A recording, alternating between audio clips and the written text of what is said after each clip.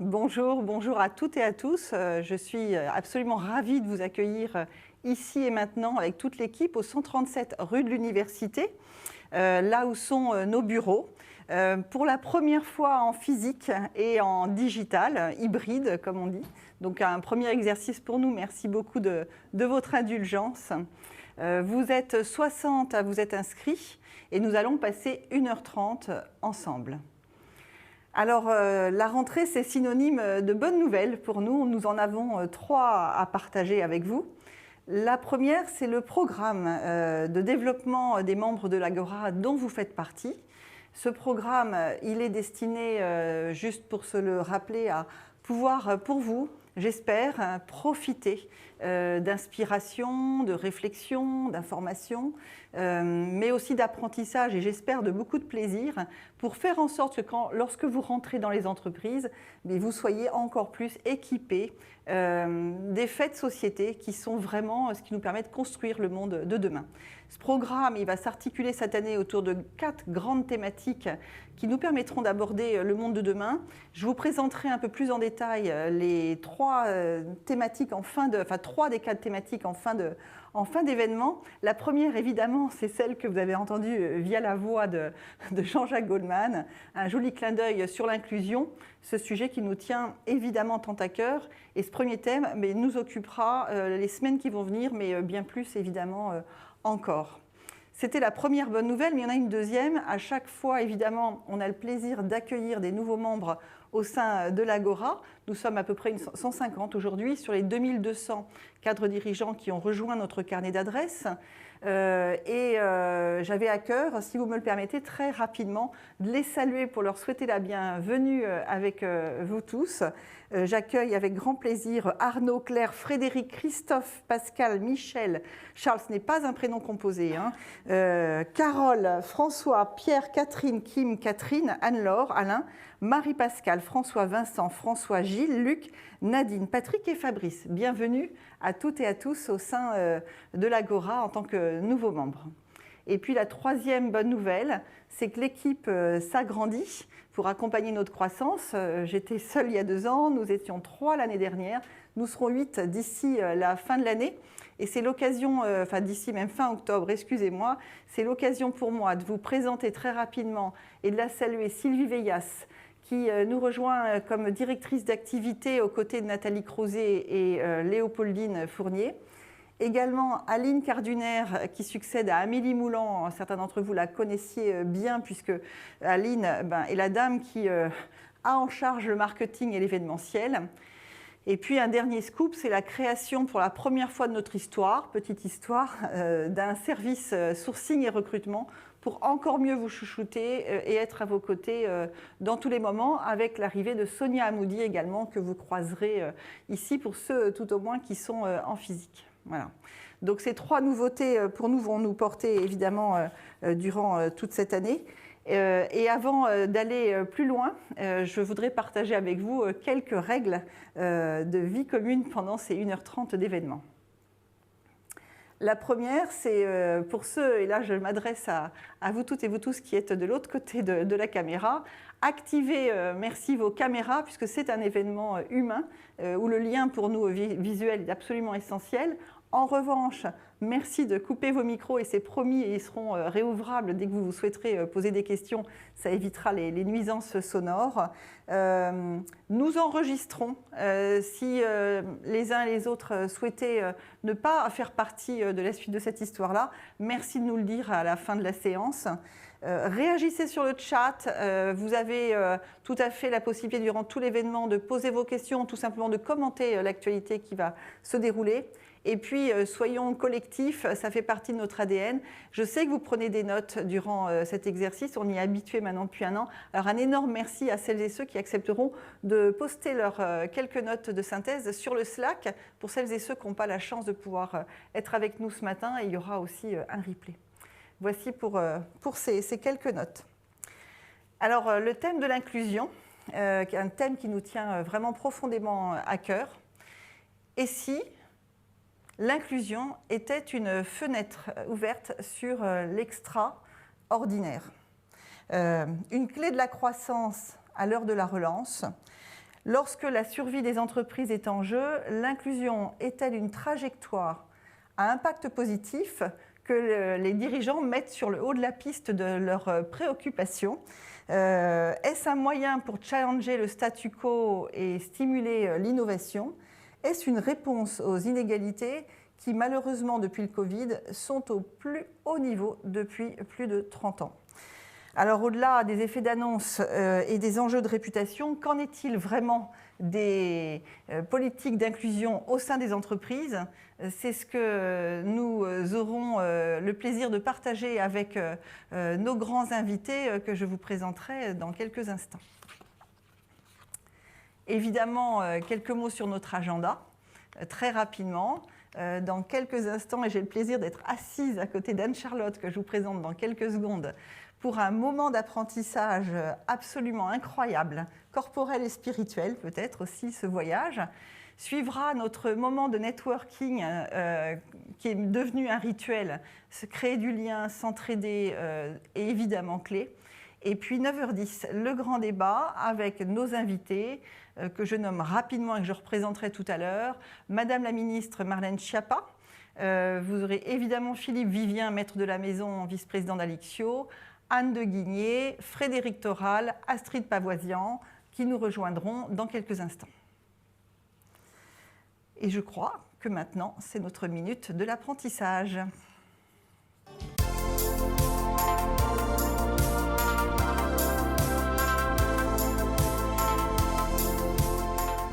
Alors, Anne-Charlotte, quel honneur et quel plaisir d'être assise à côté de toi aujourd'hui.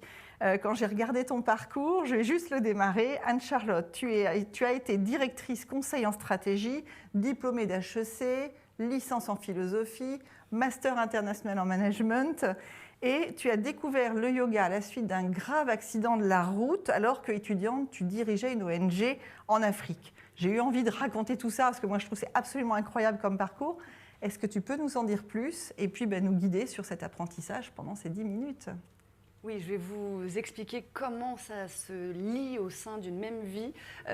Moi, à l'origine, j'étais très corporate, HEC, école de commerce, après avoir fait des études de philo, mais je m'étais enfuie de l'école normale supérieure parce que je m'étais rendu compte que vraiment enseigner, c'était pas complètement mon truc, ou en tout cas enseigner la philo, c'était pas mon truc. Alors du coup, pour me désennuyer en école de commerce, j'ai pris la présidence d'une ONG qui allait sur le terrain au Bénin.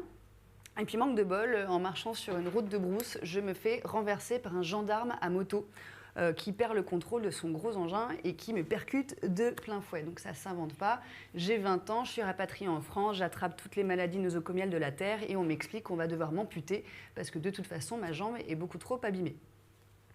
Alors, à 20 ans, normalement, vous êtes totalement invincible. Vous pouvez faire absolument ce que vous voulez. Le monde est à vous. Et moi, on m'explique que je ne vais plus pouvoir mettre de talons, danser le rock'n'roll et avoir une vie normale. Donc ça, ce n'était pas exactement possible. Et ce qui s'est passé, c'est un déclic que j'avais touché du doigt lorsque je faisais mes études de philosophie, la connexion corps et esprit, mais qui était totalement théorique à l'époque pour moi.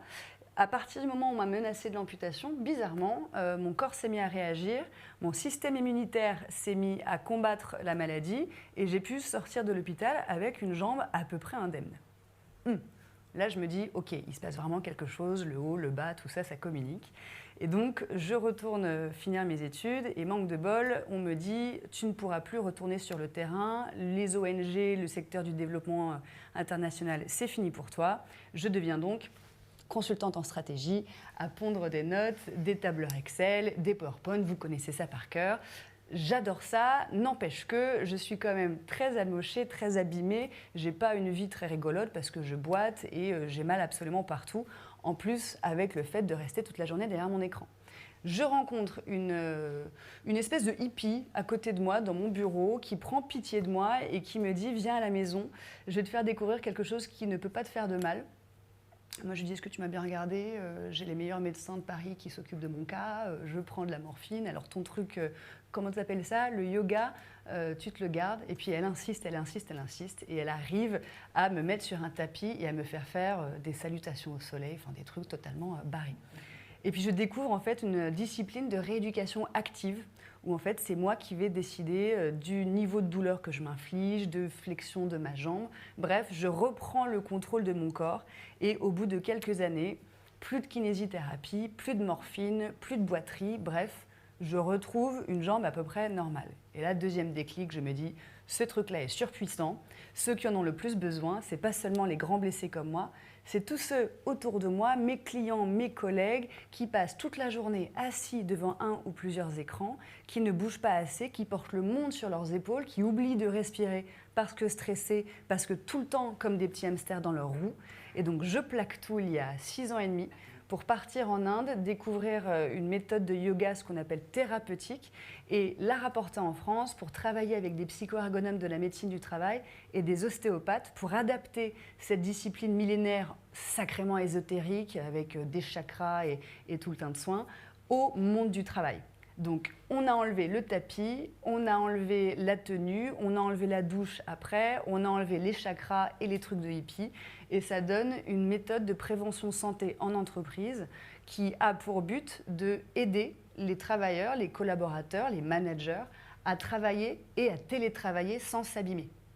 Vaste question, vaste sujet, vous le savez, puisqu'on a tous passé au cours des 18 mois qui viennent de s'écouler un moment terrible où non seulement le corps était menacé par le virus, mais en plus le corps était cassé par l'antidote au virus, c'est-à-dire le fait de rester chez soi confiné, assis derrière un et plusieurs écrans. Bref, vous l'avez compris, le seul antidote à cette prochaine épidémie qui va nous arriver dessus et qui s'appelle les troubles musculo-squelettiques, qui est en train d'exploser dans les entreprises, ce n'est pas une invention, c'est le mouvement. C'est même la campagne de la sécurité sociale en ce moment, hein, le seul traitement c'est le mouvement. Et bien, vous savez que vous pouvez aussi bouger et respirer, parce que ça va de pair, sur votre chaise, à votre poste de travail, au début d'une réunion, dans un open space ou pourquoi pas au cours d'une formation. Et ça, c'est ma mission avec l'entreprise que j'ai créée il y a 5 ans maintenant, c'est de changer le travail de l'intérieur en incluant, clin d'œil avec le thème, le corps au travail et ne pas seulement parler à des purs esprits quand vous vous adressez à vos équipes, à vos collaborateurs ou même à vos managers et pourquoi pas à vos patrons qui sont eux aussi des humains et dont le corps est jusqu'à preuve du contraire encore le premier outil de travail. Donc on s'est dit que pour démarrer cette séquence et cette matinée sur l'inclusion, ça serait bien de vous offrir à vous un petit moment pour retrouver une connexion avec votre corps, ne pas le laisser au vestiaire pendant toute cette journée, toute cette semaine et toute cette année professionnelle qui commence. Et donc je voudrais vous faire un ou deux petits cadeaux que vous allez pouvoir normalement expérimenter là maintenant tout de suite et puis rapporter chez vous après et pourquoi pas diffuser auprès de vos équipes. On y va ? Pas d'urgence, pas de coup de fil urgent à passer, personne ne se débine, superbe. Alors là, automatiquement, tout le monde enlève son carnet, tout le monde décroise les jambes, c'est parfait, c'est exactement ce que j'allais vous proposer de faire. Et je voudrais peut-être vous suggérer de faire quelque chose qu'on a oublié de faire depuis la Covid, puisqu'on a toujours un bout de plastique sur le nez, c'est de respirer. Ça serait dommage de s'en passer parce que si vous arrêtez de respirer, en général, ça se termine mal. Mais surtout, la respiration, c'est ce qui vous permet de rester performant puisque ça permet à votre cerveau d'être oxygéné et donc de fonctionner correctement. Et en plus, ça vous permet de moduler votre réponse au stress et à la relaxation en ayant un impact sur votre système nerveux. Encore une fois, c'est gratuit, c'est non chimique, tout le monde peut le faire. Ça serait vraiment dommage de s'en priver. Donc la première chose que je voudrais vous montrer, c'est comment reprendre votre souffle quand vous enchaînez vos meetings, vos réunions Zoom au cours de votre journée. Et on va se mettre dans votre bulle. Vous allez placer vos coudes, même vous, chez vous, derrière vos écrans, sur vos genoux ou sur l'ordinateur ou la table devant votre ordinateur devant vous. Pouf, vous allez vraiment vous pencher vers l'avant. Génial. Et maintenant, vous allez relâcher la tête vers le bas, relâcher complètement la nuque, laisser la tête tomber. Et dans cette position où le dos s'arrondit, vous allez sentir que votre ventre, normalement, se détend. Si votre ceinture est trop serrée, votre pantalon trop serré, vous avez mangé une grosse pizza hier, profitez du fait que vous êtes en visioconférence, déboutonnez éventuellement, accordez un cran supplémentaire. Voilà, ceux qui sont dans la salle, bon, malheureusement, on va être un peu limité, mais essayez de sentir votre ventre se détendre pour pouvoir inspirer et accueillir beaucoup d'air à l'inspiration. Ok, fermez la bouche, c'est pas pour vous empêcher de papoter, c'est pour vous inciter à respirer par le nez, pour absorber un gaz qui est produit par les sinus et qui s'appelle l'oxyde nitrique. Et vous allez imaginer que tout votre corps, c'est comme une bouteille. La bouteille d'Evian qui est devant moi, par exemple. Le fond de votre bouteille, c'est votre ventre. Le milieu de votre bouteille, c'est votre cage thoracique, vos poumons. Le goulot de votre bouteille, c'est votre gorge et vos clavicules. À l'inspiration, vous allez placer votre bouteille sous un robinet d'eau pour la remplir. Et en fait, vous allez inspirer par le nez et envoyer tout l'air jusqu'au fond de votre ventre, comme si c'était de l'eau qui remplissait votre bouteille interne. Ensuite, le niveau de l'eau monte dans votre bouteille et vient remplir le milieu de votre bouteille. Et vous allez gonfler d'air votre cage thoracique, vos poumons. Et enfin, le niveau de l'eau atteint le goulot de votre bouteille jusqu'à déborder. Et vous gonflez d'air votre gorge et vos clavicules. À l'expiration, on fait le contraire. Vous retournez votre bouteille la tête en bas pour la vider. Donc c'est d'abord le fond de votre bouteille qui se vide et vous allez expulser tout l'air de votre ventre. Le milieu de votre bouteille se vide ensuite. Vous expulsez tout l'air de votre cage thoracique et de vos poumons. Et ensuite, le goulot de la bouteille se vide et vous expulsez tout l'air de la gorge. Et on va respirer comme ça 5 fois, tranquillement, en commençant toujours par le ventre. Inspirez, gonflez le ventre sur 1, 2, 3, 4. Expirez, 6, 5, 4, 3, 2, 1. Inspirez, 1, 2, 3, 4. Expirez, 6, 5, 4, 3, 2, 1. Inspirez, 1, 2, 3, 4. Expirez, 6, 5, 4, 3, 2, 1. On va respirer encore 2 fois, mais avec le dos droit cette fois-ci. Donc gardez les yeux fermés, redressez-vous en poussant simplement vos genoux avec vos avant-bras. Venez vous rasseoir au fond de votre siège. Placez peut-être les 2 mains sur le ventre pour sentir le ventre se gonfler. Et vous inspirez. 1, 2, 3, 4. Beaucoup plus discret à faire en réunion. Expirez. 6, 5, 4, 3, 2, 1. Une toute dernière, inspirez. 1, 2, 3, 4. Expirez. 6, 5, 4, 3, 2, 1. Et tranquillement à la fin de votre expiration, vous clignez plusieurs fois des yeux pour les rouvrir et les réhabituer à la lumière. Et là, n'hésitez pas à nous dire dans le chat comment vous vous sentez. Normalement, vous devez vous sentir un petit peu stone. Vous n'allez pas rester comme ça, mais sentez simplement qu'en 2 minutes chrono, vous pouvez vous mettre dans votre bulle, reprendre de l'air, vous calmer, faire redescendre la pression. Et peut-être que vous aurez envie de faire ça au début d'une réunion un petit peu houleuse, au début d'une négociation. Si on pouvait faire ça avec les syndicats, par exemple, vous verriez que, bizarrement, les échanges se passeraient différemment. Les syndicats aussi. Exact, et les faire faire avec les syndicats, exactement. Alors, je vais vous montrer une autre chose qu'on peut faire pour protéger le premier organe de votre corps qui est en relation directe et absolument permanente avec les écrans. Vos yeux. Vos yeux, ce sont des muscles. Vous avez 6 muscles dans chaque œil. Et si vous ne les travaillez pas régulièrement, eh bien vous finissez comme un lapin myxomateux à la fin de la journée, vous savez, avec les yeux tout rouges qui piquent, qui grattent, qui pleurent, tout simplement parce qu'on est hypnotisé, on oublie de cligner des yeux et puis que la climatisation, la pollution, tout ça vient assécher la cornée. Et donc, pour travailler vos yeux et les protéger des écrans, vous allez inspirer et regarder vers le plafond, sans bouger la tête. Puis vous allez expirer, comme tout à l'heure, par le nez très lentement et regarder sous votre chaise, mais sans baisser la tête. Inspirez à nouveau, regardez en haut, ne levez pas la tête, j'en vois qui triche. Expirez, regardez en bas. Sentez que ça commence à tirer un peu derrière les yeux. Inspirez en haut, expirez en bas. Sur la prochaine inspiration, vous regardez vers la gauche, le plus loin possible, au-dessus de votre oreille gauche ou vers votre voisin de gauche.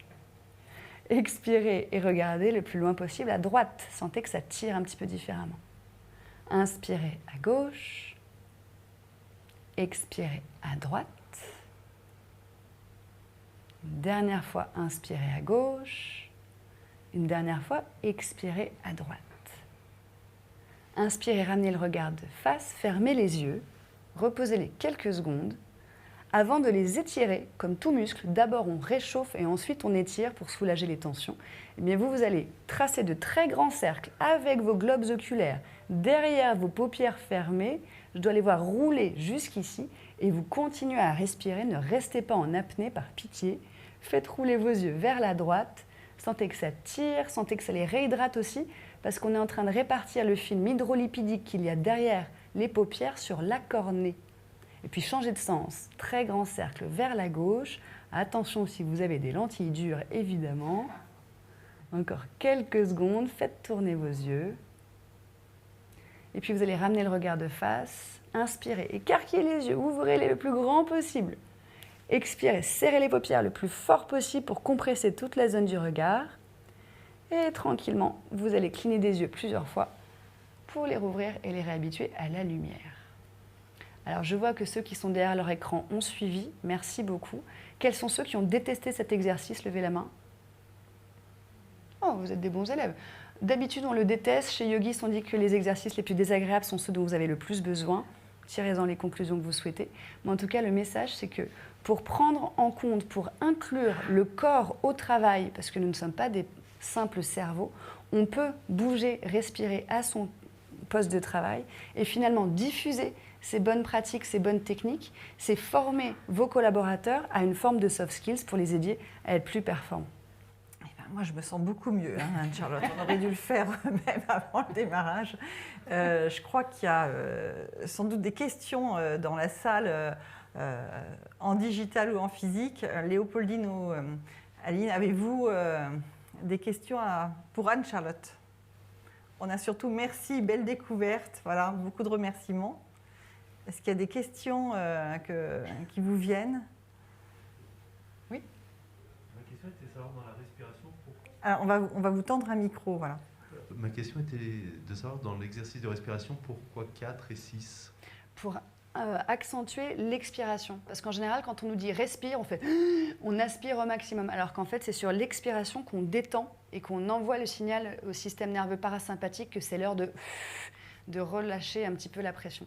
Donc, insister sur l'expiration, c'est ça qui va vous permettre, encore une fois, de relâcher un peu de tension.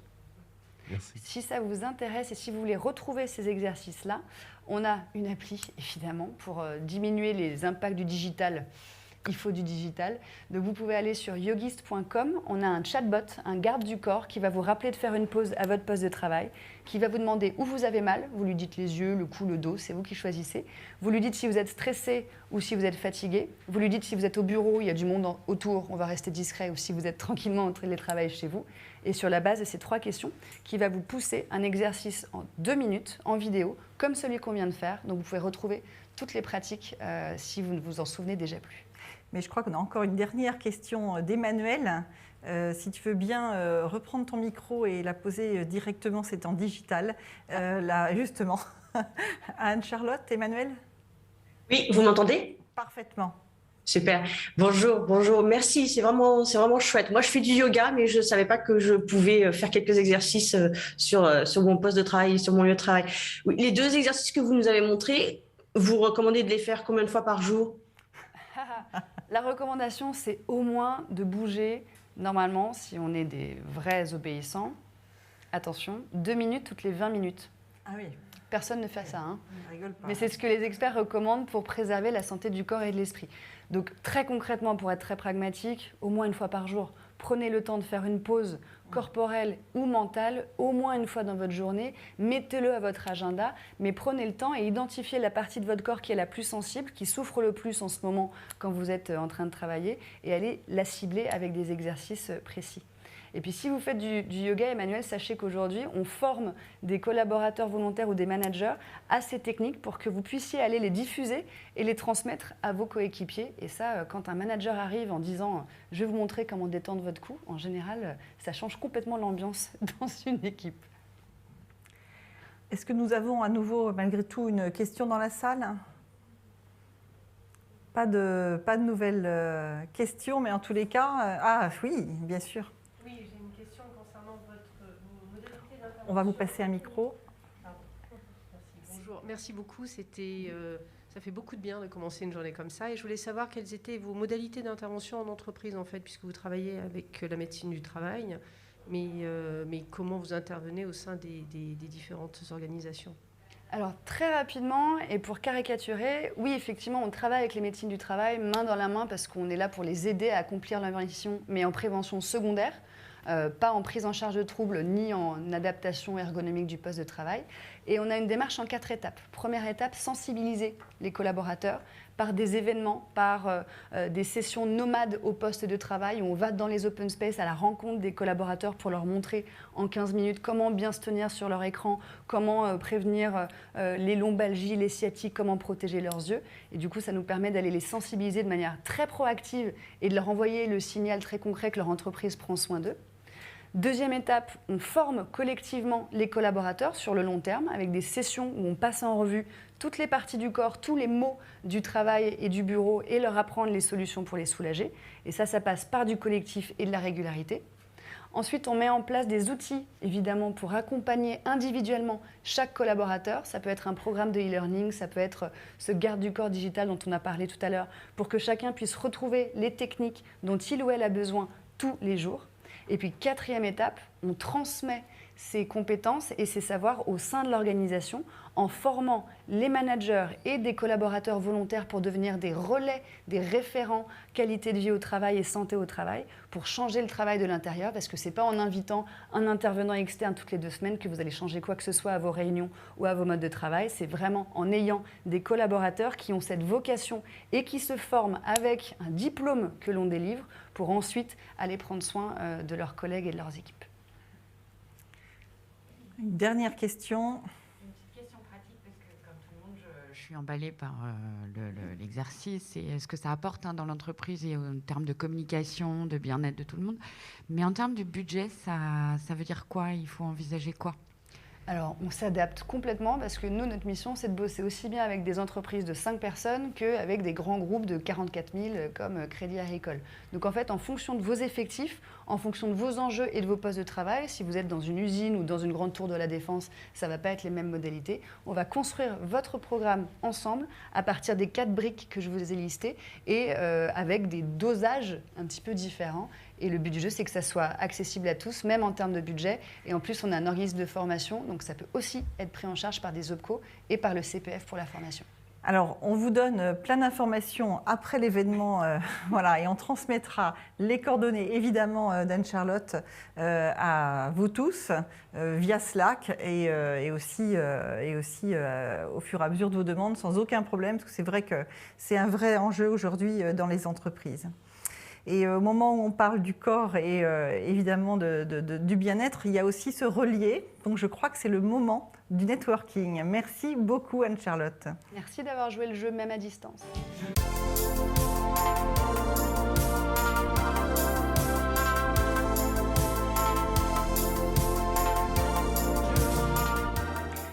Alors le moment du networking, nous voilà partis pour à peu près 10 minutes, un peu plus je crois, pour se relier en petits groupes. L'intention de networking, il y en a 2 aujourd'hui. Le premier, c'est toujours le même, c'est effectivement en se retrouvant à 4 ou 5, avoir un peu plus de temps pour se connaître et faire en sorte qu'ensuite, il puisse y avoir tout simplement de la connexion, de l'entraide, des moments de partage entre vous beaucoup plus faciles. Le deuxième, c'est en profiter pour pouvoir, entre vous, réfléchir à la question que vous aimeriez poser tout à l'heure à nos grands invités.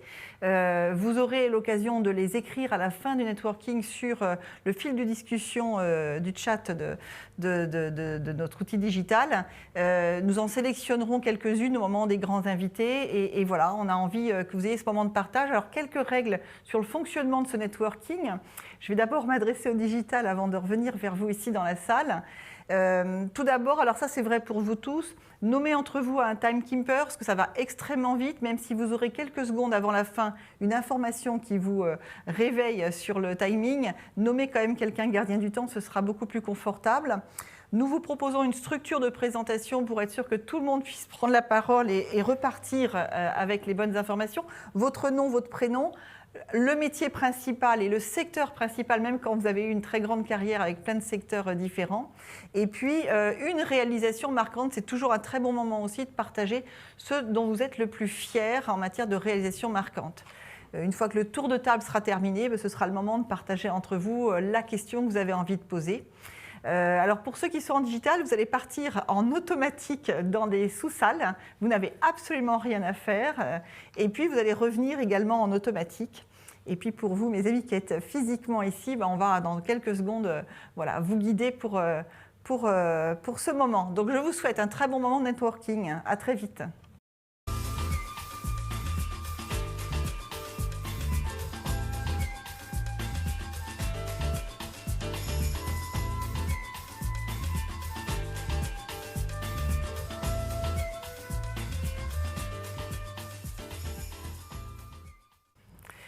L'inclusion, fenêtre ouverte vers l'extraordinaire, des invités d'honneur extraordinaires aussi pour nous accompagner sur ce moment.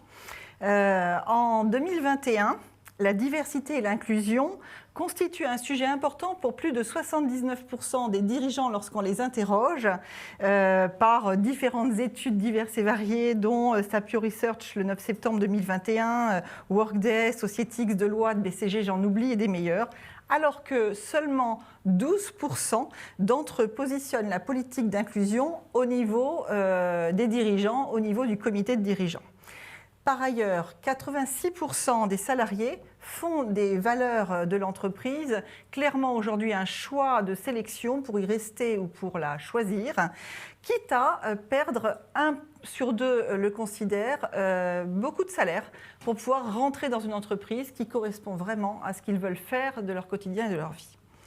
Alors bien que les intentions soient au rendez-vous, les stratégies de diversité et d'inclusion ne sont pas encore, on le voit, une réalité au final dans toutes les entreprises.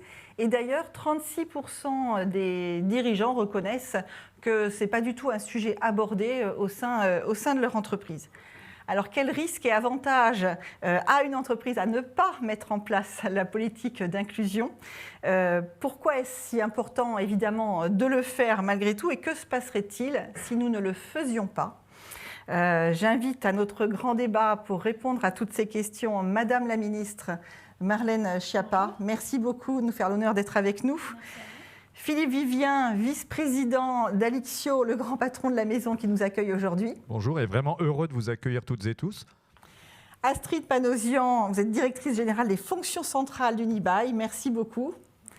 Frédéric Toral, DRH BNP Personal Finance, merci. Et puis bien sûr Anne de Guigné, notre journaliste économique au Figaro. Merci de votre présence. Et on a hâte dans quelques instants de vous écouter. Alors notre format, ça va être, si vous me le permettez, dans les questions que je vous pose, 3 minutes pour y répondre, pour vraiment permettre que chacun puisse apporter un éclairage. On aura, j'espère, au moins 2 questions chacun à partager en fonction des échanges que vous aurez. Et puis des questions dans la salle, évidemment, c'est important pour nous aussi que vous puissiez interagir avec tous ceux qui sont aujourd'hui ici en digital et également dans la séance. Alors, Madame la Ministre, je me tourne vers vous en premier lieu. Chère Marlène, vous avez un parcours, vous avez finalement toute votre vie navigué au cœur de la société sur différents métiers. Quand je reprenais votre bio, vous avez été journaliste, romancière, créatrice du réseau Maman Travail, et c'est là où nous nous sommes rencontrés lorsque j'étais DRH chez Carrefour. Secrétaire d'État chargée évidemment à l'égalité entre les femmes et les hommes, aujourd'hui ministre délégué chargé de la citoyenneté. Vous portez profondément en vous ces valeurs de l'inclusion. Alors ma première question est assez générale. J'ai envie de citer Charles Baudelaire et vous dire, mes grandes voyageuses, qu'avez-vous vu ? Comment avance ce monde de l'inclusion ? D'abord, merci de m'avoir invitée. Je suis très heureuse de partager ce plateau avec d'aussi belles personnalités. Effectivement, pendant 10 ans, j'ai présidé le réseau Maman Travail et donc j'étais la personne qui vient gratter ou frapper à la porte des entreprises pour parler des questions d'égalité femmes-hommes, de conciliation vie professionnelle, vie familiale. Le premier constat que je voudrais faire, c'est un constat positif. C'est-à-dire que je trouve que la situation a évolué. Elle n'est pas la même qu'elle n'était en 2007 quand j'ai créé le réseau Maman Travail, où ces sujets-là étaient assez marginaux, finalement, je trouve, dans l'entreprise. C'était difficile pour nous d'y rentrer, de faire comprendre que c'était des sujets importants. Il fallait qu'on trouve des alliés, qui étaient d'ailleurs souvent des femmes au sein des entreprises, pour faire remonter cette problématique. Et je trouve qu'aujourd'hui, en 2021, cette problématique, elle est très comprise par les entreprises. J'ai reçu récemment au ministère des entreprises sur la question de l'inclusion, notamment des personnes réfugiées, notamment celles et ceux qui arrivent d'Afghanistan et qui sont pour beaucoup très diplômés, qualifiés, et qui vont devoir trouver du travail en France. Et j'avais autour de moi des entreprises très engagées et qui avaient envie d'agir et de prendre toute une part positive dans la société. Et ce que je voudrais dire en préambule sur la question de l'inclusion, c'est que, à mon humble avis, l'inclusion, c'est pas l'opposé de l'exclusion. C'est-à-dire qu'il suffit pas de se dire que dans une structure, que ce soit un ministère, une entreprise ou autre, il suffit pas de se dire nous on n'exclut pas pour être inclusif. Parce que je pense qu'il y a toute une partie de personnes, on parlera peut-être tout à l'heure de ce qu'on fait au ministère de l'Intérieur, mais il y a des groupes de personnes qui sont éloignées de l'entreprise, éloignées de la structure de travail. Par exemple, en ce qui concerne le ministère de l'Intérieur, sans faire de caricature, on peut dire que des jeunes issus de quartiers difficiles vont pas spontanément tous aller envoyer un CV au ministère de l'Intérieur. Bon, donc dans ces cas-là, il faut développer une politique vraiment inclusive qui vise ces personnes en particulier.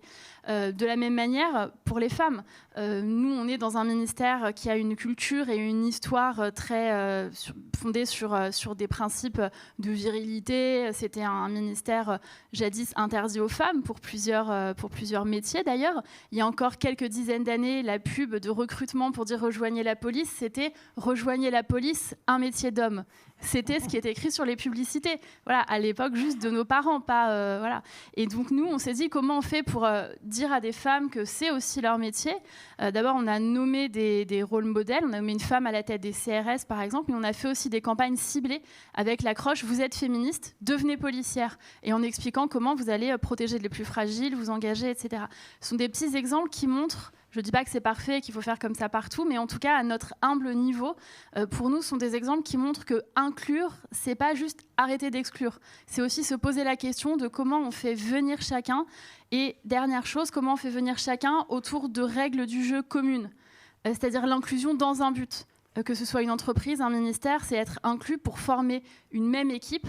Moi, je suis heureuse d'avoir dans mon cabinet à la fois quelqu'un qui était colonel de gendarmerie et quelqu'un qui était président d'un centre LGBT. C'est deux cultures qui sont différentes et qui cohabitent bien. Pourquoi ? Parce qu'il y a des objectifs communs et parce qu'il y a un travail commun. Et je pense que la culture de l'équipe et donc la culture de l'entreprise, dans nos cas, elle est primordiale et elle peut être ce cadre commun où tout le monde se retrouve.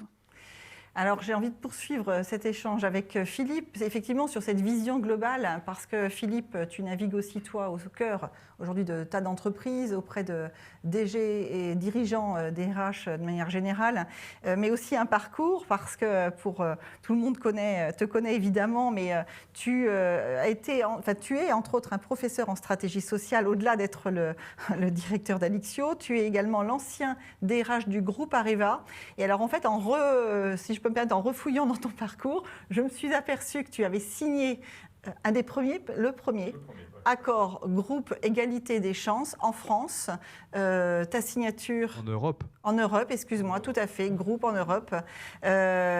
Comme quoi, ce sujet, tu le portes dans ton cœur depuis le début. Donc évidemment, pour toi aussi, Philippe Baudelaire m'a inspiré. Qu'as-tu vu, grand voyageur? Que vois-tu de ce monde de l'inclusion? Et le voyage n'était pas immobile. Non, Marlène Schiappa vient de le dire. Je pense que d'abord, l'inclusion dans nos métiers de dirigeants, ça doit faire partie des basiques. Ça doit vraiment faire partie de ce qui fait la différence entre la capacité qu'on a, je vais dire, à gérer et la capacité qu'on a à embarquer, à emporter, à faire en sorte... quelqu'un que j'aime beaucoup, qui s'appelle Christian Monjou, qui dit « un leader, c'est celui qui donne une figure à l'avenir ». Je crois que c'est juste ça. L'inclusion, c'est d'être capable de donner une figure à l'avenir aux gens qui sont en face de nous, dans les yeux des gens qui sont en face de nous, d'où qu'ils viennent, quels qu'ils soient. Et ça, je crois que c'est important. Et tu citais cet accord européen. Pourquoi on l'avait fait à l'époque? C'est pas compliqué. Souvenez-vous, il y a 15 ans d'ici, on pensait tous que le nucléaire, c'est la renaissance du nucléaire après des années très compliquées. Et on avait deux sujets dans le monde entier. Moi, il fallait que je recrute des milliers de personnes en Allemagne. Il fallait que je recrute, et l'Allemagne était déjà quasi anti-nucléaire. Il fallait qu'on recrute aux États-Unis, il fallait qu'on recrute en France, il fallait qu'on recrute dans tout un tas de pays. Et il nous paraissait évident que l'un des éléments clés, et d'ailleurs, je la cite toujours avec beaucoup d'amitié, de respect et d'affection, c'est Anne Lauvergeon, qui avait quand même à l'époque été attaquée en justice parce qu'elle avait dit « on ne veut plus être une boîte de mâles blancs ». Et ça part de là. Et on se dit, si des entreprises comme les nôtres, avec le niveau d'exigence du nucléaire, sont capables de porter ce type de politique, alors il n'y a pas de raison que toutes les autres entreprises ne puissent pas le faire. Et c'est vraiment ça a été la commande qu'on s'est passée mutuellement et qu'on a passée à l'ensemble de l'entreprise.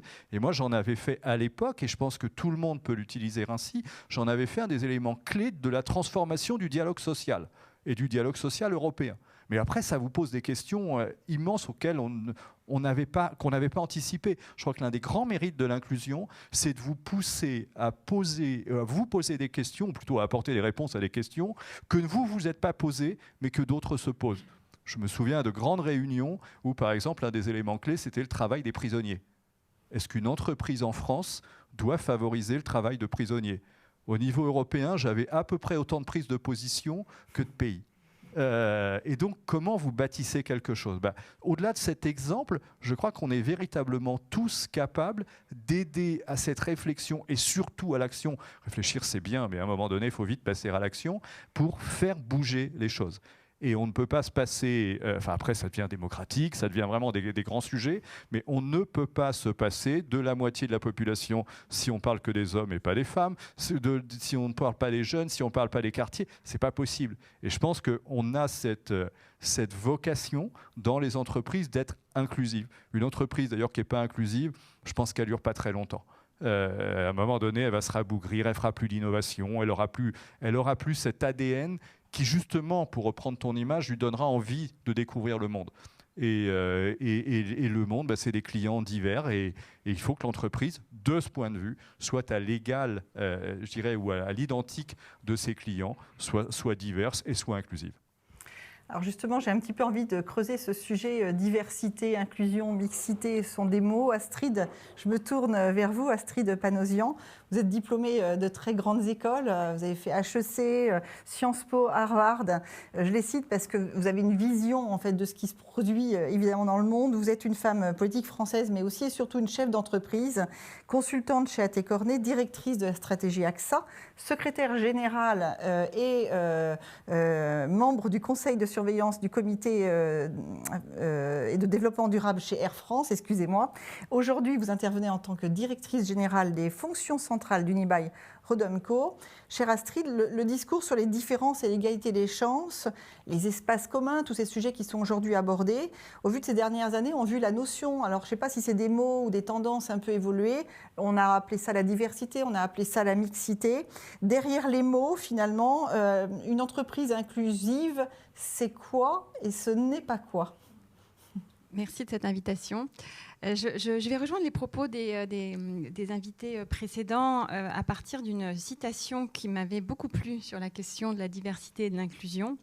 La diversité, c'est d'être invité à la soirée et l'inclusion, c'est d'être invité à danser. Et j'ai même envie de dire plus, c'est d'être invité à faire partie du comité d'organisation de cette soirée.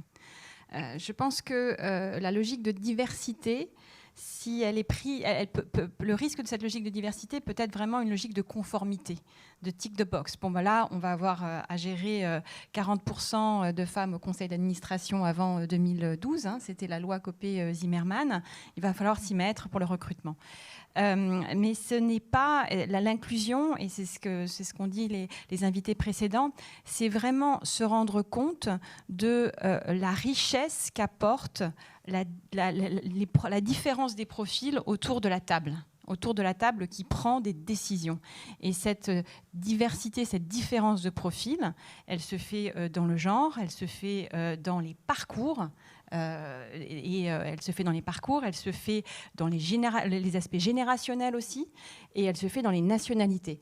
Et pour effectivement faire partie du directoire d'une entreprise qui est dans tous les pays de l'Union européenne et aux États-Unis, dans le business des centres commerciaux et des bureaux, ce serait absolument impossible de pouvoir envisager de comprendre les marchés, de les anticiper, si on n'avait pas autour de notre table des gens représentatifs des pays dans lesquels on est, des générations aussi. Je veux dire, comment comprendre aujourd'hui les mécanismes de consommation, d'influence des millennials ou même des adolescents. Moi, j'ai deux adolescentes à la maison. Si on n'était pas capable d'intégrer dans nos équipes des gens qui sont à même de leur parler. Donc, c'est vraiment, pour moi, l'inclusion, c'est quelque chose c'est un stade qui est beaucoup plus pragmatique, business et volontaire. Et du coup, ça doit se traduire dans quoi ? Dans le recrutement, dans la promotion, dans les modèles de leadership, et effectivement dans les valeurs que we live and breathe, comme on dit en anglais, que l'on incarne et que l'on vit au quotidien. Donc c'est quelque chose de beaucoup plus actif et défensif que simplement la diversité qui peut être vécue comme on coche les cases et pour un aspect réputationnel et de non-ringardisation.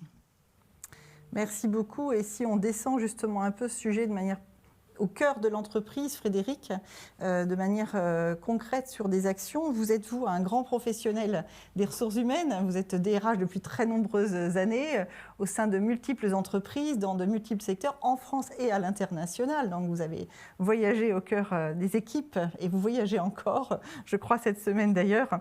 En janvier 2021, vous publiez, je vous cite, « Rejoignez une équipe, une entreprise responsable et inclusive », ce que vous citiez, Marine, tout à l'heure, et vous dites avoir fait de l'inclusion un des piliers de votre plan stratégique RH. Alors forcément, j'ai envie de savoir deux choses.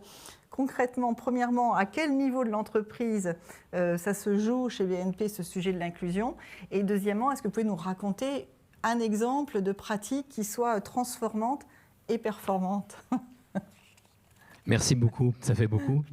Effectivement, je voulais juste, avant de répondre à votre question, vous dire que je fais un peu partie, et vous allez comprendre après pourquoi, de la chance que ce pays, la France, peut donner à un certain nombre de personnes. Et j'insiste sur le sujet parce que quand on me voit, ça ne se voit pas. Et donc il faut faire très attention à ne pas stigmatiser en fonction des personnes que nous avons en face de nous. Je suis issu de la banlieue lyonnaise, il y a quelques années. J'ai eu la chance de faire des études, pas les meilleures écoles, mais ces écoles m'ont conduit aux meilleures écoles. Et ça, c'est un sujet très important. Je suis désolé, Philippe, mais je vais réagir un petit peu, c'est le débat. J'étais avec toi, Caroline Lauvergeon, à évoquer ce sujet. Nous ne sommes pas qu'une entreprise de mâles blancs. Mais moi, je suis un mâle blanc, mais je suis inclus aussi. Donc je dis attention à ces propos, attention effectivement à véritablement inclure tous et toutes sans seulement regarder le look. En plus, je suis blond aux yeux bleus, j'ai tout faux. Voilà. Donc je vais répondre à votre question. Effectivement, je crois qu'il faut d'abord bien se reposer les définitions. Qu'est-ce que c'est que l'inclusion? Alors, il y a eu des éléments très poétiques qui ont été cités, effectivement, et que j'apprécie. L'inclusion, c'est finalement être soi pour pouvoir donner le meilleur de soi-même, mais dans le cadre d'un projet collectif. Je trouve que c'est toujours très important d'assumer d'où on vient, qui on est, ce que nous sommes, parce que ça donne effectivement une force identitaire qui nous permet d'accueillir les autres. Si on n'a pas cette force, on accueille mal. Alors on a hâte de savoir justement dans l'entreprise que vous avez mis en place. Alors, un exemple, juste un exemple. Oui. Juste pour vous dire qu'effectivement, c'est au sommet de l'entreprise. Donc moi, je suis DRH d'une des filiales du groupe BNP Paribas, une des plus importantes. Évidemment, le groupe BNP Paribas a mis en place un certain nombre d'actions particulières. Je revenais sur ce que vous disiez, Madame la Ministre, tout à l'heure. Effectivement, par exemple, les réfugiés. Nous avons un programme d'inclusion d'un certain nombre de réfugiés dans l'entreprise, dans différents services. Nous avons aussi un exemple particulier que j'ai décidé de mettre en place, un comité de pilotage mixte, international, hommes-femmes, qui vient gratter le comité exécutif, finalement nos successeurs, sur ces sujets-là. Ils sont jeunes, ils sont tous directeurs généraux de pays, et ils viennent 2 fois par an challenger le COMEX. Autre exemple également, sur le sujet de l'inclusion, sur le sujet de la mixité, sur le sujet de la diversité.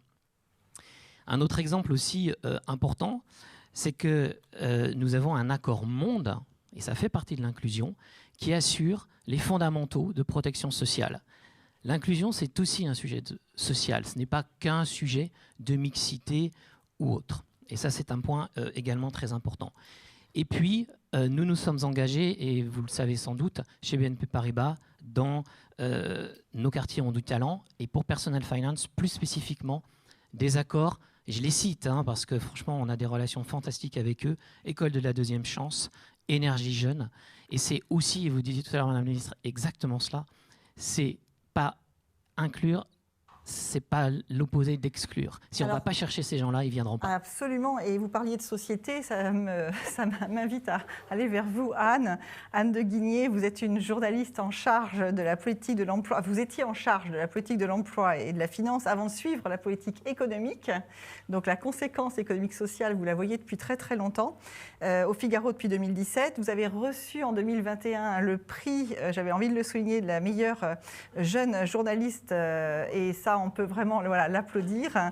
Et donc, j'ai forcément envie que vous apportiez un éclairage sur ce qui vient évidemment d'être dit, mais aussi que vous nous parliez un petit peu de la woke culture. J'ai envie de prendre ce thème-là quelques instants, qui est un thème qui est peut-être nouveau pour certains, qui vient d'outre-Atlantique. Est-ce qu'il est déjà là d'ailleurs en France ? Merci beaucoup, Muriel. Peut-être d'abord, derrière le terme woke, on dit un peu tout et son contraire. Et surtout, aujourd'hui, il est beaucoup utilisé par les gens qui le pourfendent. Bon, voilà, au Figaro, on fait beaucoup d'articles pour... mais il faut quand même revenir à la base. Les valeurs, elles sont super respectables. C'est l'idée que les entreprises tentent, à leur mesure, de répondre aux injustices raciales et autres qu'on connaît bien aux États-Unis. Donc, les valeurs de base, on peut pas... voilà, elles sont intéressantes et très respectables. La réalisation est à mon sens, beaucoup plus critique et tend beaucoup plus à diviser la société qu'à inclure. En fait, peut-être pour résumer, on peut dire que et c'est pas aux États-Unis, c'est un truc vraiment, c'est très courant. On ne parle pas de quelques boîtes progressistes dans la Silicon Valley. Les salariés sont plus considérés comme un collectif de talents qu'il va falloir faire évoluer, en effet inclure. Mais en fait, chacun est quelque part renvoyé à son identité, de couleur de peau, d'origine, d'orientation sexuelle, et vous placez vos salariés sur une échelle des privilèges. Et selon sa place sur l'échelle, vous les traitez différemment. Donc vous avez des boîtes, par exemple, et une fois de plus, là je vous parle de Lockheed Martin, c'est quand même la première boîte d'armement américaine.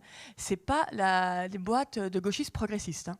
Et eux, ils ont fait des séminaires réservés aux hauts cadres hommes, blancs, hétérosexuels. Donc vous demandez tout ça à vos... Ils les ont envoyés au vert 3-4 jours pour qu'ils puissent un peu méditer sur leurs privilèges. Donc, vous avez chez Disney des groupes affinitaires. Vous avez pour les latinos, pour les personnes d'Asie, pour les noirs. Donc vraiment, et c'est réservé. Voilà, votre couleur de peau, on vous dit, toi, non, tu vas plutôt dans ce groupe-là. Et les blancs qui sont en haut des privilèges n'ont pas leur groupe, évidemment. Et donc tout ça, ça correspond aussi à la culture américaine qui est beaucoup, qui est beaucoup plus communautaire, où c'est mieux, où ils le vivent beaucoup mieux comme ça. Est-ce que ça arrive en France ? Tout doucement. Évidemment, c'est un mouvement très fort qui arrive. Beaucoup d'entreprises françaises ont eu des appels des filiales américaines. Qu'est-ce que vous faites pour le procès du meurtrier de George Floyd ? Nous, on donne un jour. Qu'est-ce que vous faites ?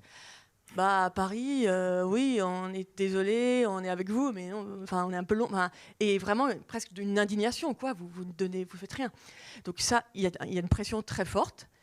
Beaucoup plus, évidemment, dans des secteurs, le monde du luxe, des cosmétiques. L'Oréal a dit qu'il ne parlerait plus de blanchiment, parce qu'évidemment, eux, ils sont directement dans le luxe et toutes les questions d'appropriation culturelle. Vraiment, à chaque défilé, maintenant, vous avez des métiers, des gens qui surveillent votre défilé, qui vérifient que vous n'avez pas d'appropriation culturelle, que vous n'avez pas repris des codes ethniques. Maquillage aussi, vous avez des nouveaux métiers, vous vérifiez le maquillage des défilés. Donc voilà, ça arrive doucement, avec encore beaucoup de freins, évidemment, à cause de nos valeurs universelles, qui s'opposent frontalement à cette vision ultra-communautariste. Mais pour les entreprises, je pense que c'est un grand défi de cette année. Comment concilier les deux ? Parce que toutes les boîtes internationales, il ne faut pas être naïf, ça va être un sujet très fort.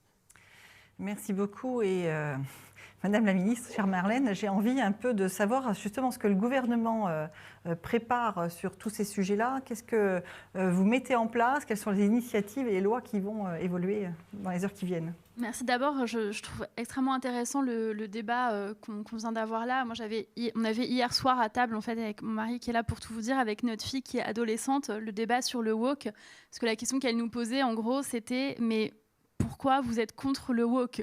Et on essayait de lui expliquer et elle était un peu choquée et elle nous disait mais vous ne pouvez pas être contre Black Lives Matter, c'est impossible.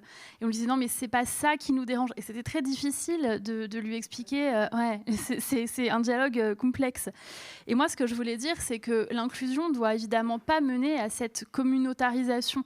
Et c'est pour ça que je parlais en préambule de cadre de vie commun, de se dire il y a des démarches d'inclusion mais pourquoi ? Et une fois que vous êtes là, vous adoptez les codes de l'entreprise. Et ça, je ne l'apprends pas, évidemment, tous les DRH et tous ceux qui font du management le savent beaucoup mieux que moi. Mais je crois que l'idée d'avoir un cadre commun, une culture commune, des objectifs communs, ça me semble absolument fondamental. Et je pense que la laïcité, elle aide à ça. On a fait voter récemment une loi pour conforter les principes de la République qui vient répondre aussi, notamment à la neutralité religieuse dans les délégataires de services publics, pour qu'on n'ait pas ce type de revendications qui, à mon humble avis, n'ont pas de rapport avec ce qu'on fait sur le lieu de travail. J'étais aussi sensible à ce que vous disiez sur les parcours. Et moi, je voulais qu'on aborde aussi cette question, parce que je crois que l'inclusion, il y a eu la vague où on parlait beaucoup de diversité au début des années 2000, où on a commencé vraiment à en parler. Ensuite, on peut dire qu'il y a eu une vague où on a beaucoup parlé de parité, d'égalité entre les femmes et les hommes. Et là, le gouvernement a fait passer beaucoup de lois, notamment en renforçant les quotas, sur l'index égalité salariale, sur le congé maternité unique, l'allongement du congé paternité. Donc voilà, il y a des évolutions sociétales. Parfois, d'ailleurs, les entreprises ont devancé l'évolution de la loi en donnant des congés plus longs, etc. Ensuite, il y a eu toute la responsabilité sociétale autour de l'écologie, etc. Et moi, j'ai l'impression que si on se projette et qu'on fait un peu de prospective, le sujet qui ne me semble pas adressé et pas traité, c'est ce sujet des parcours. Et c'est un petit peu le thème du livre de Pierre Rosanvallon, je ne sais pas si certains l'ont lu, où il explique en fait que les rapports entre les personnes, c'est plus ce qui nous structure, c'est plutôt le rapport de classe sociale que le rapport d'épreuve de la vie. Et c'est vrai que si on fait de l'inclusion mathématique sur un tableau Excel, on peut se dire que parce qu'on a pris 50% de femmes et 50% d'hommes, on est dans la parité et c'est OK. Si on a pris telle personne originaire de telle... Alors, je ne sais pas comment on calcule. Dans les tests ADN nous révèlent parfois qu'on peut avoir 11% du Moyen-Orient, 14% des Balkans, 22%. Voilà. Donc, je ne sais pas où on se met et dans quelle case. En tout cas, il me semble que ce n'est pas la culture française de faire des statistiques telles que celle-là. Et la question des parcours, elle est encore plus difficile parce que quelqu'un qui a été, par exemple, orphelin, jeune, qui a été élevé à l'aide sociale à l'enfance, et évidemment quelqu'un qui est méritant, qui a un autre type de parcours, qui me semble apporter quelque chose de différent à l'entreprise. Et pourtant, c'est pas ce qu'on met sur un CV. Sur un CV, on met pas toutes les épreuves de la vie que je suis en train de traverser ou que j'ai traversées. Et pourtant, je crois que c'est ça aussi la différence de regard. Où on a été élevé, dans quel quartier, qu'est-ce qu'on a traversé, qu'est-ce qu'on a surmonté. Et je pense que ça fait aussi partie de l'inclusion. Et y compris de la prise en compte, et j'en termine là, de la prise en compte des fragilités dans l'entreprise. Et ça, j'avais la discussion avec Marie et co-auteur avec qui on écrit beaucoup des livres sur ce sujet. Et on se disait que le prochain grand sujet, c'est peut-être la prise en compte des fragilités dans l'entreprise. Après le confinement, je pense qu'on est sorti, enfin en tout cas, je ne dis pas qu'on est sorti, mais en tout cas, il y a eu des réflexions sur le rapport du travail dans la vie, etc. On a vécu tous une épreuve collective avec le Covid-19. Il y a des gens qui ont été endeuillés, etc. Et je pense que peut-être on pourrait se dire que la prochaine étape, ce serait d'ouvrir le sujet de comment on traite le moment où on n'est pas toujours des guerriers, toujours forts et toujours dans la performance dans l'entreprise ou dans le monde du travail, et comment on adresse ce sujet qui est sensible et difficile. Je viens avec des problématiques et assez peu de solutions, j'en suis très consciente. Mais peut-être que mettre le sujet sur la table est déjà un début de... C'est déjà un début. Et puis vous abordez, moi je trouve que finalement c'est le sujet des compétences transverses que vous mettez en valeur, qui sont bien au-delà de nos expériences professionnelles, nos expériences de vie, contribuent à nous construire et à faire en sorte que nous avançons avec bien plus que ce que nous sommes sur un CV. Mais alors moi je vais reprendre peut-être par le petit bout de la lorgnette, mais il y a un truc le télétravail dans une période d'inclusion. Alors je me tourne vers Astrid et Frédéric, c'est pour vous deux. Peut-on construire un monde inclusif à un moment de notre histoire où la dispersion des individus fait un collectif un peu comme ça éparpillé? Certains d'ailleurs disent que finalement, même pour les femmes, ça va être un peu plus compliqué de se mettre en visibilité. Ce télétravail, c'est un sujet, pas un sujet? C'est complètement un sujet. Non, je voudrais revenir sur ce que vient de dire Marlène sur les fragilités. Je pense que l'entreprise est un formidable lieu pour pouvoir aussi aider et traiter de ce sujet. Je pense que ça fait partie de ses responsabilités parce que l'entreprise, c'est un collectif et ça demande de la confiance et du courage de pouvoir aussi parler de ses propres vulnérabilités. Et donc, être soi pour donner le meilleur de soi, comme vous l'avez dit, et créer ce contexte pour pouvoir parler des épreuves de vie qu'on peut passer, la famille. Moi, j'ai beaucoup de sujets autour des parents maintenant, des aidants. Voilà, des aidants, de la situation des collègues et des équipes qui ont vraiment un rôle d'aidant et qui sont en première ligne. Et il faut donc être en capacité, d'abord, de donner confiance pour que les gens en parlent, d'être en capacité de repérer. Moi, j'avais eu des sujets il y a quelques années avec une femme qui était victime de violences domestiques, par exemple, où elle avait finalement le seul ressort, la seule personne à qui elle pouvait en parler, c'était ses collègues. Donc, comment est-ce que nous, on aide ? Et donc, je pense qu'on a un rôle considérable aussi, pour adresser ces fragilités et pour donner confiance effectivement à nos collaborateurs d'en parler, parce qu'on peut être un lieu d'entraide. Et c'est ce qui permettra, moi, ce que j'ai pu remarquer, aux salariés de se sentir aidés et de vouloir encore plus être attachés à l'entreprise, parce qu'ils savent que les collègues auront été à leur côté. Alors, en ce qui concerne le télétravail, j'ai que 24 secondes. C'est un immense problème. C'est un immense défi. C'est un immense défi. Ça apporte la flexibilité.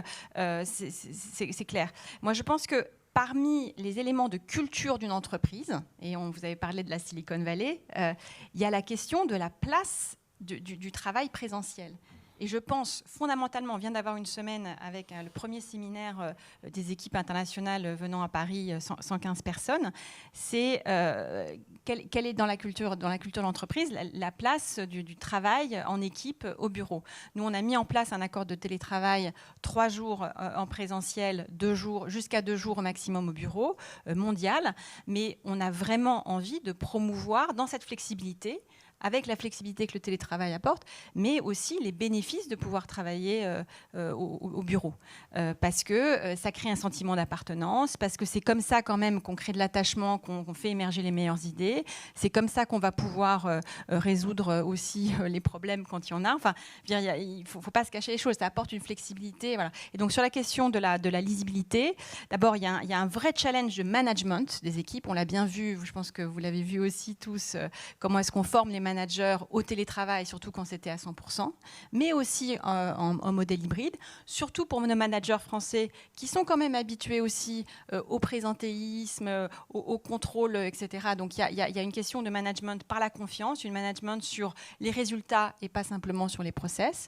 Et puis effectivement, mais ça fait partie aussi de la formation qu'on peut faire pour les personnes qui sont un peu introverties, femmes ou hommes, femmes ou hommes, de pouvoir oser prendre plus la parole quand elles sont effectivement à distance. Mais j'ai envie de dire que ce problème se posera aussi en présentiel et en modèle hybride. Donc de toute façon, voilà. Mais je reprends, je pense que dans la question du modèle hybride, de la présence au travail, fait partie inhérente de la culture d'une entreprise. Et on voit bien sur la Silicon Valley, les Google, les Facebook, etc. Pour eux, ce n'est pas un sujet. On peut travailler de chez soi. C'est même parfois plus facile parce que ça crée moins d'embouteillages, parce que chacun est finalement assez entrepreneur de lui-même avant de faire partie d'un collectif, comme vous l'avez dit sur la question, les questions identitaires.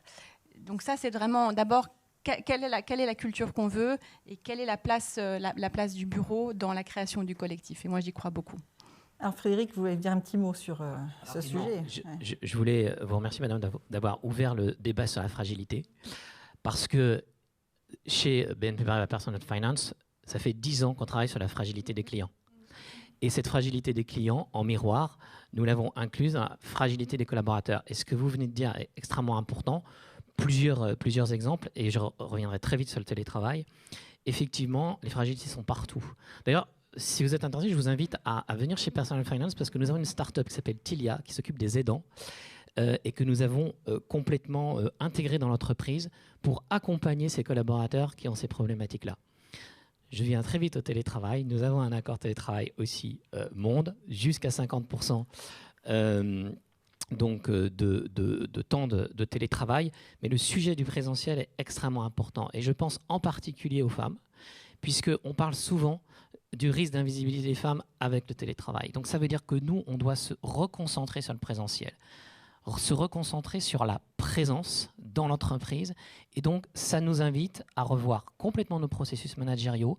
Vous parlez de la culture française qui est un peu plus contrôlante, un peu plus présentielle. Un exemple, Frédéric, Pardon. Processus managériaux, est-ce que vous avez un exemple de ligne que vous bougez sur le management? Oui. Eh bien, aujourd'hui, par exemple, on est véritablement en train de revoir nos processus de contrôle, de réunion et d'organisation des réunions, parce que la période de crise a été un accélérateur fabuleux de retour de la confiance et de l'autonomie, et là on a tendance à revenir en arrière. Et ça, c'est des sujets qu'il ne faut absolument pas perdre.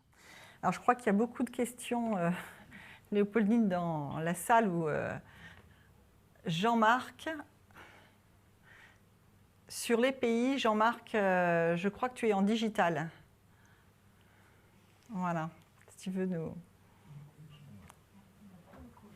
Jean-Marc, le micro, ça y est. Jean-Marc est avec nous. C'est bon? C'est bon, Jean-Marc, oui. On t'entend. Oui, bonjour à toutes et à tous. Merci de votre présence et du temps que vous consacrez à notre réseau. Bonjour Madame la Ministre, la question de notre équipe, c'était de savoir, en matière d'inclusion, si vous avez un pays qui vous semble inspirant et des leviers que vous avez pu constater, que vous souhaiteriez nous faire partager. Bonjour, alors merci d'abord pour votre question. Moi, je vais vous dire, je suis française et donc un peu arrogante.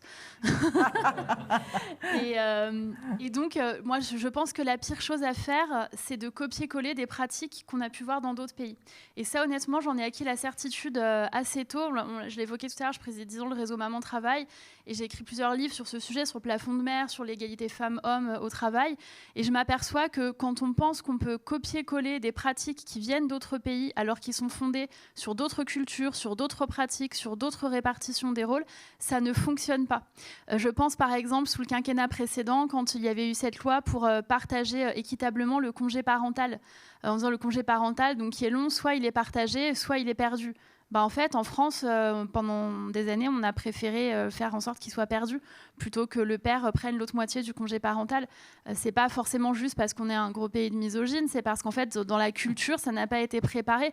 Et là, ça nous montre à quel point la loi qui arrive comme ça et boum, et on va faire comme ça, ne fonctionne pas. Parce qu'en plus, je n'utiliserai pas l'expression gaulois réfractaire, mais quand même, quand on prend une loi, et surtout sur les questions sociétales et surtout sur les questions intimes, il y a une espèce de réflexe de rejet. Ah bon ? L'État veut qu'on partage ? Ben non, je ne partagerai pas. Voilà, je caricature un petit peu, mais je trouve que c'est quand même assez vrai.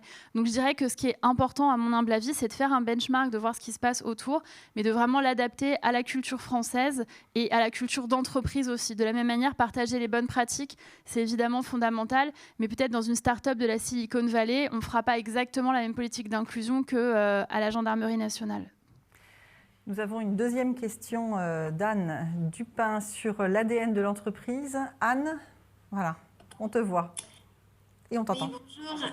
Donc dans notre groupe, en fait, on se posait la question de comment on peut sortir des obligations légales et du risque d'instrumentaliser les personnes à inclure pour que en fait, l'inclusion devienne vraiment une partie de l'ADN de l'entreprise et avec des réels bénéfices finalement pour les bénéficiaires. Peut-être je me tourne vers vous. Souhaitez-vous apporter une réponse, Astrid ? Alors, je pense d'abord qu'il faut que ce soit, là c'est, je ne sais pas si vous serez d'accord, mais je pense qu'il faut que ce soit vraiment d'abord dans les objectifs de la direction générale. La direction générale, comme vous le savez, les objectifs qui sont votés chaque année par l'Assemblée générale et sur lesquels elle est comptable. Et je pense que des objectifs de responsabilité sociale et environnementale doivent très, très clairement faire partie de la rémunération annuelle des dirigeants. Voilà. Donc nous, clairement, c'est ce qu'on a fait depuis maintenant 2 ans. Il y a 10% de la rémunération, je pense que c'est la même chose pour BNP Paribas. On a 10% de la rémunération variable annuelle de la direction générale général qui est lié à des objectifs de diversité et d'inclusion. Et même chose pour les rémunérations variables long terme, où on s'est fixé comme objectif d'ici 2025 d'avoir 40% de femmes ou d'hommes dans les organismes dirigeants, donc 40-60, exécutifs, donc en miroir à ce qui peut exister au conseil d'administration.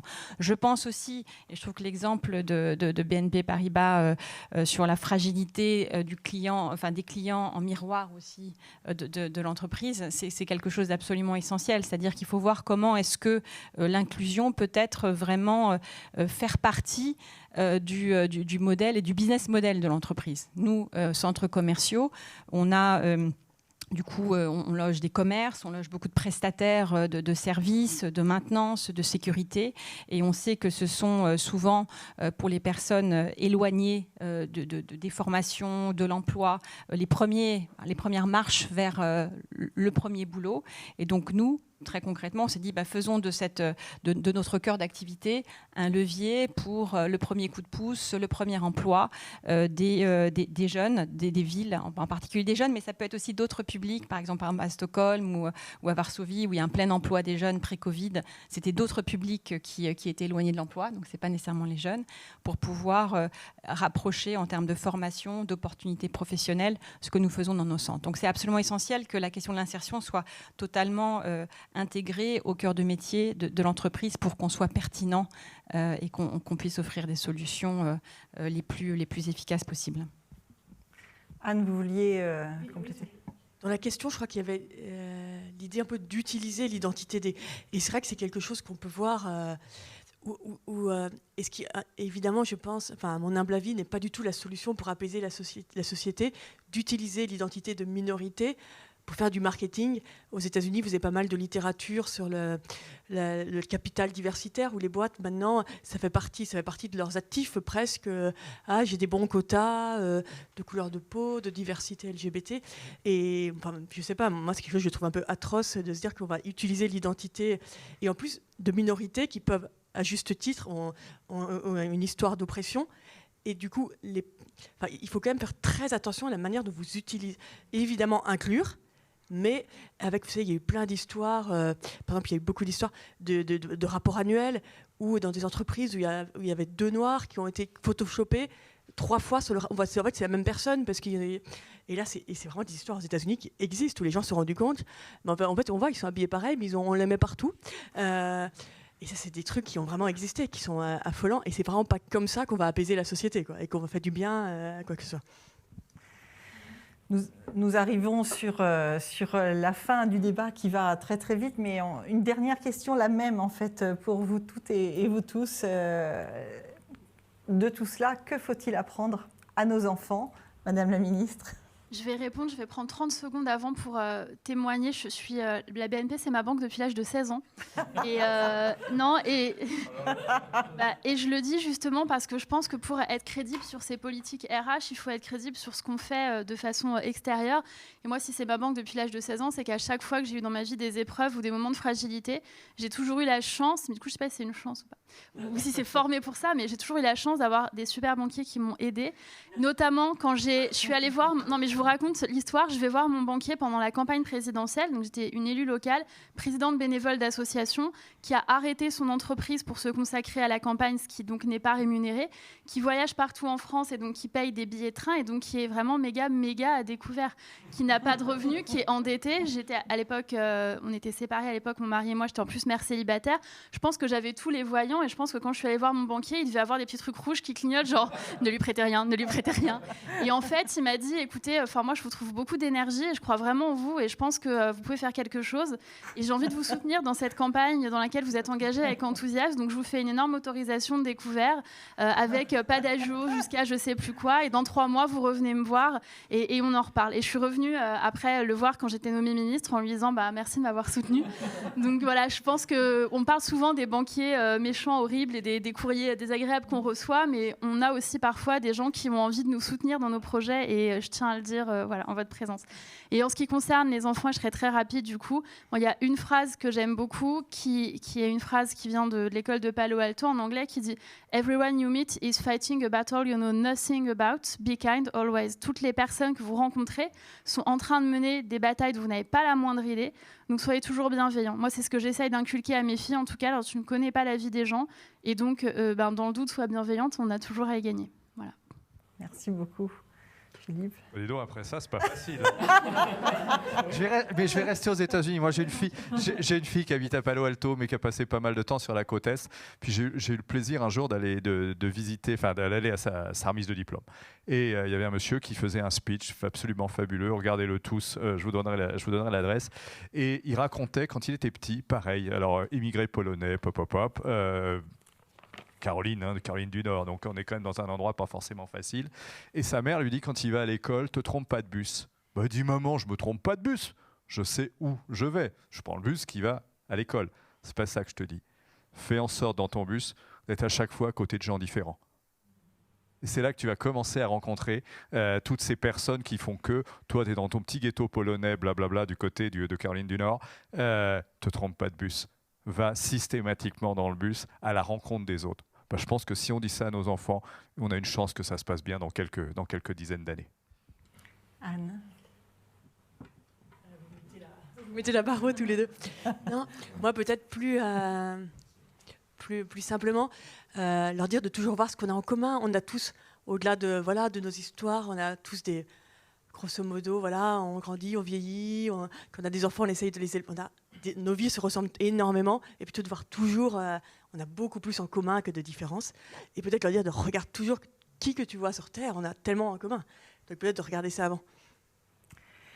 Et donc je me tourne évidemment vers vous. Qu'avez-vous envie d'apprendre à nos enfants ? Alors moi, je suis d'origine scandinave, donc les modèles scandinaves, j'attendais la réponse. Marlène, et tu as fait la bonne réponse. Non, moi, je suis surprise quand je regarde les modèles éducatifs anglo-saxons, scandinaves ou français, comment en France, on met d'abord l'accent sur ce que l'enfant ne sait pas. En fait, il y a un côté, voilà. Et donc moi, ce que j'ai envie de vouloir développer auprès des enfants, c'est la confiance en soi, c'est de croire en soi. Parce que quand on est soi, eh ben, on donne le meilleur de soi. Et c'est souvent l'insécurité qui ensuite crée du ressentiment, qui crée de l'archipélisation et qui est un obstacle justement à ce commun qui est absolument essentiel au vivre ensemble. Donc la confiance en soi. Très beau message. Merci beaucoup Frédéric. Tout d'abord, je voulais vous remercier pour BNP Paribas. Alors, moi, évidemment, on regarde toujours, quand on a des enfants par rapport aux siens. Donc, moi, j'ai 2 filles avec des parcours complètement différents. Et c'est amusant parce que si j'avais 3 choses à leur dire, ou ce que je leur ai dit, ce que vous venez de dire, et c'est un peu la définition qu'on a chez BNP Paribas de l'inclusion, c'est être soi pour donner le meilleur de soi. Ne jamais juger. Parce que vous l'avez dit, on ne sait jamais, absolument jamais ce qu'il y a derrière les vies des personnes. Et puis, être ouverte. Alors, ma fille depuis 6 ans, ma fille est née à Sydney. Et je la trouve très anglo-saxonne maintenant. Et elle me dit, rassure-toi papa, là-bas, on me dit toujours que je suis une Française arrogante. La boucle est bouclée. Merci beaucoup. Je crois qu'on peut vous applaudir et vous remercier 1000 fois de nous avoir permis ce débat. Et je pense que Philippe, tu as... Oui, ben, moi d'abord, je voudrais remercier Muriel et toute l'équipe là, qu'on voit pas, qui sont dans la maison d'à côté. Je peux vraiment vous assurer qu'ils font un boulot au quotidien absolument fabuleux. Oui, et puis voilà, c'est aussi une façon d'annoncer, je dirais encore un petit nouveau dans la maison Alixio, c'est-à-dire qu'on a lancé un certain nombre de clubs. Aujourd'hui, on a lancé des clubs qui sont plutôt destinés aux ressources humaines, je dirais sur la partie rémunération, on est en train de le faire sur la partie formation, et évidemment, je veux dire, on en a parlé il y a déjà quelques semaines avec Muriel, on va lancer un club sur l'inclusion. Parce qu'il nous paraît évident, mais vraiment, je veux dire, c'est plus qu'une évidence, c'est une évidence militante, que si nous, les dirigeants d'entreprise, les DRH, les patrons et les patronnes, on ne prend pas ce sujet à bras-le-corps, on ne peut pas tout demander aux politiques, on ne peut pas tout demander aux ASSOC, c'est à nous aussi de travailler là-dessus. Et on a vraiment envie de partager et de faire partager aux uns et aux autres, je dirais, ce qui se passe de bien, voilà. Puis aussi nos petites faiblesses, hein. Savoir se dire, tiens, ça a marché, ça n'a pas marché, c'est le meilleur moyen de le développer. Voilà, donc je suis ravi, je dirais, grâce à Muriel, de vous annoncer qu'on va lancer ce club dans les... Bon, alors, par contre, je suis un mec impatient. Dans l'heure. Prochainement. Voilà. Le ministre, c'est dans l'heure. Le patron, c'est dans la semaine. On peut dire qu'aujourd'hui, ça y est, nous le lançons. Alors, à nouveau encore, merci Madame la Ministre, merci Anne, Philippe, Astrid et Frédéric. Restez encore avec nous quelques instants, simplement pour vous donner l'agenda de cette année, qui est projeté sur vos écrans. Alors, comme je n'ai pas mes lunettes, je vais évidemment faire ça de mémoire. Tout d'abord, je vous avais promis que je vous dévoilerais les thèmes de ce programme de développement. Il y a 4 thèmes.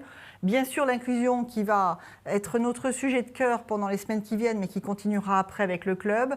On enchaîne avec la transition écologique dès le 3 décembre. Notez-le, s'il vous plaît, d'ores et déjà dans vos agendas. Et puis, nous glisserons sur un sujet qui me tient particulièrement à cœur, c'est les tiers-lieux et l'innovation managériale. Et je trouve qu'aujourd'hui, on a déjà aussi un peu posé ce débat. L'inclusion, c'est aussi ça. Et nous clôturerons en juin-juillet sur la Deep Tech. Donc, plein de beaux moments ensemble. Vous avez également un prochain atelier mercredi prochain. On vous a déjà envoyé les invitations.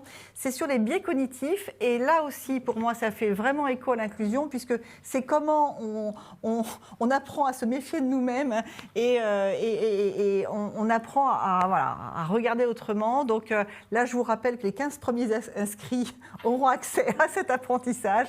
Tout ça, ça vous est offert, parce qu'on est absolument convaincus que quand vous rentrez dans les entreprises, vous êtes des agents réellement du changement. Donc merci à vous toutes. Je remercie aussi mon équipe qui, dans l'ombre, a fait que cette journée était possible. Léopoldine et Aline tout particulièrement, mais aussi bien sûr toute l'équipe en général. Un énorme merci à vous. À très bientôt et très bonne journée. Voilà.